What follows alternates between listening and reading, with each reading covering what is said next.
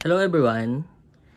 Ngayon sa aking tutorial is kung paano ako mag-charge ng Top Solar na G-Shock watch na ang gamit ko lang is artificial light.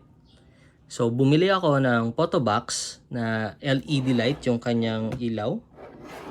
So itong photo box, ito yung ginagamit pag nagpo-photoshoot ka na maliliit na bagay. So ito yung tinry ko kung effective siya.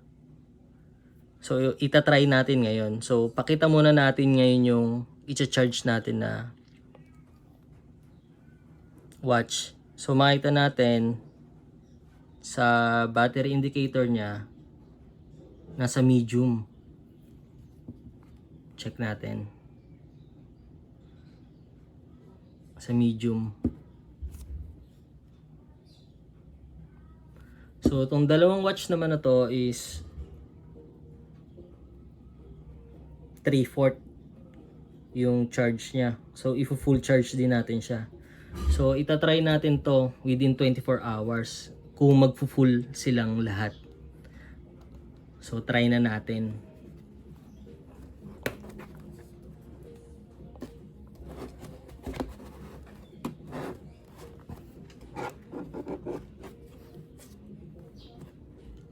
So mas safe to dahil hindi mo na kailangan ibilad sa araw yung watch mo. At least naingatan mo yung watch mo. So try na natin within 24 hours. So ayan. Maganda siya kasi nagre-reflect yung light sa white na surface ng ng photo box. Babalikan natin yung watch after 24 hours kung ano yung magiging resulta.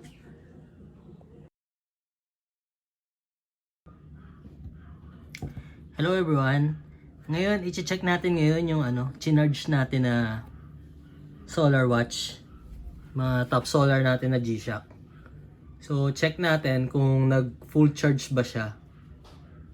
And yung pag-setup ko nitong photo box is dapat nasa 200 mm lang o 20 cm yung layo nung ilaw dun sa watch para mas malakas yung lux na pumupunta dun, yung parang yung lux kasi yung parang yung sinag, yung power para mabilis niya ma-charge yung battery nung nung top solar na watch. So check natin guys.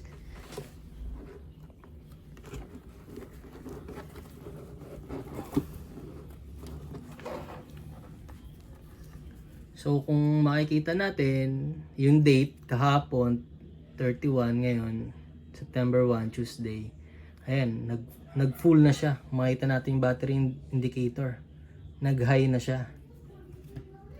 So more than 24 hours. More than 24 hours kasi pumasok ako sa work. So ayan. So itong black, ayun, medium pa rin.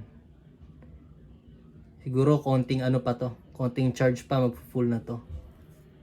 Pero tong dalawa kahapon na chinek natin na 3/4 yung charge niya, ngayon full na siya, parehas. So effective yung charger ko. Kumbaga yung charger natin effective. Sa photo box, mura lang naman yung photo box. So may pang charge ka na. And then itong mga chinarge natin na watch na to, tatagal na ulit siya. So hindi ka naman laging magcha-charge. So yun guys. So kung nakatulong sa inyo to guys, tong aking simpleng idea sa pag-charge ng top solar na watches natin. So hindi lang naman G-Shock ang pwede mong gamitan to. Pwede rin dito yung mga top solar ng Seiko, yung mga solar watches nila. Or sa ibang brand na may solar powered na battery. So effective siya. So mura lang din naman siya. Ililink ko sa ibaba guys yung kung saan ko siya nabili. So yun guys, kung nakatulong sa inyo to, please like, share, and subscribe. Hit the notification bell.